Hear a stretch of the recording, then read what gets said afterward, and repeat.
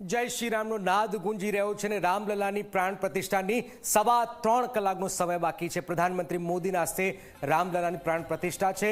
અયોધ્યા સહિત સમગ્ર દેશમાં, દેશ કરતા આખા વિશ્વમાં જ્યાં જ્યાં ભારતીયો વસે છે ત્યાં ત્યાં દિવાળી જેવો માહોલ છે। ગુજરાતના દરેક શહેરો ગામડાઓમાં ભવ્ય ઉજવણી થઈ રહી છે। અયોધ્યા નગરીમાં સેલિબ્રિટીઓનો જમાવડો છે, સેલિબ્રેશન થઈ રહ્યું છે।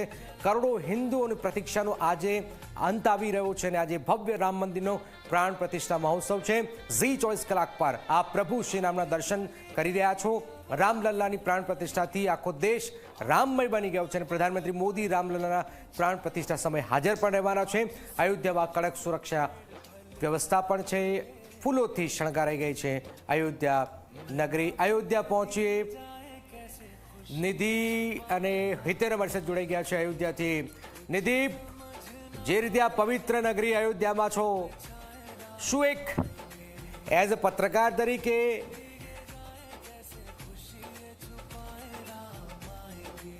એક આમ મનુષ્ય તરીકે શું લાગી રહ્યું છે અયોધ્યા? શું ફીલ થઈ રહ્યું છે અયોધ્યાની અંદર નિધિ?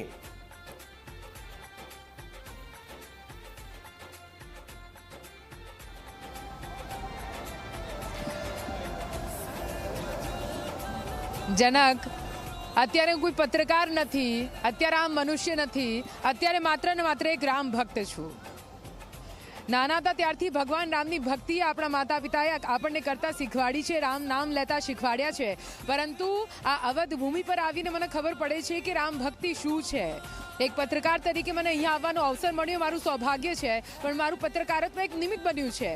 ભગવાને મને બોલાવી છે, ભગવાનનો બોલાવો આવ્યો છે ને હું અહીં આવી શકી છું, એટલે હું ખરેખર ખૂબ જ ધન્ય છું કે આ ધરતી પર આવવાનો અવસર, એ પણ આવા સમય, આવી ઐતિહાસિક ક્ષણ સમયે મને અહીંયા સાક્ષી બનવાનો મોકો મળ્યો છે, જે મારી પેઢી પર દર પેઢી યાદ રાખશે, એમાં કોઈ બેમત નથી। અહીંયાના માહોલની વાત કરું તો આપણે સતત તમામ રંગો આપણા દર્શક મિત્રો સુધી પહોંચાડી રહ્યા છીએ। પ્રત્યક્ષ રીતે તેઓ અહીંયા ઉપસ્થિત નથી રહી શકતા, પરંતુ એ તમામ અલગ અલગ રંગો, જેવી રીતે હિતેન કહી રહ્યા હતા કે દર મિનિટે અહીંયા રંગ બદલાય છે, પરંતુ ભગવા રંગમાં રંગાયેલા તમામ ભક્તોના મુખે એક જ નામ છે, જય શ્રી રામ, જય શ્રી રામ। તો એ શ્રીરામના રંગ આપણે અહીંયાથી દર્શક મિત્રો સુધી પહોંચાડી રહ્યા છીએ। એક માધ્યમ બનવાનું સૌભાગ્ય આપણને પ્રાપ્ત થાય છે, એ પુણ્યનું ભાથું બાંધવાનું સૌભાગ્ય પ્રાપ્ત થાય છે અને આપણી ફરજ નિભાવી રહ્યા છીએ। આજની એક ઘડી આવી ચૂકી છે, 500 વર્ષના વનવાસ બાદ જ્યારે ભગવાન રામલલ્લા પોતાના ભવ્ય નવ્ય દિવ્ય મહેલમાં બિરાજિત થવા જઈ રહ્યા છે, તેમની મૂર્તિઓ ત્યાં પહોંચી ચૂકી છે। તેમના જે 14 વાસ કરવાના હતા તે પૂરી પૂજા વિધિ સંપન્ન થવા આવી છે અને હવે એ 12 અને 29નો સમય, જ્યારે 84 સેકન્ડમાં એ પૂરી જે પ્રાણ પ્રતિષ્ઠા મહોત્સવનું અભિજીત મુહૂર્ત છે, તેમાં ભગવાનની ત્યાં સ્થાપના કરવામાં આવશે। બસ રાહ જોવાઈ રહી છે। નિધિ, ત્યાં જે માહોલ છે એ દર્શકોના, અસંખ્ય દર્શકો વાત કરી રહ્યા છે કે માહોલ અયોધ્યામાં શું છે એ જરા જણાવો તો મજા પડશે। દર્શનની કામના અહીંયા રહેલા તમામ લોકો કરી રહ્યા છે।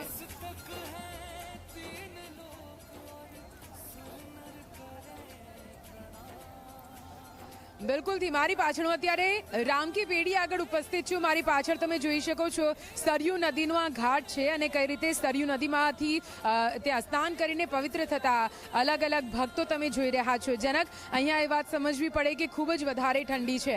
ઉત્તર ભારતની ઠંડી તમે પણ જાણો છો કે જ્યાં હાડ થીજવી દે એવી ઠંડી હોય છે, અને તેની વચ્ચે પણ અહીંયા સ્નાન કરતા આ ઠંડા પાણીમાં આ ભક્તો અચકાતા નથી, અને એટલા માટે જ આપણી ધાર્મિક શક્તિ શું છે એ આ દ્રશ્યો પરથી આપણે સમજી શકીએ છીએ। સરયુ નદીમાં સ્નાન એટલે તમામ પાપો ધોવાનો એક સૌભાગ્ય પ્રાપ્ત થતું હોય છે, એટલા માટે જ અહીંયા જેટલા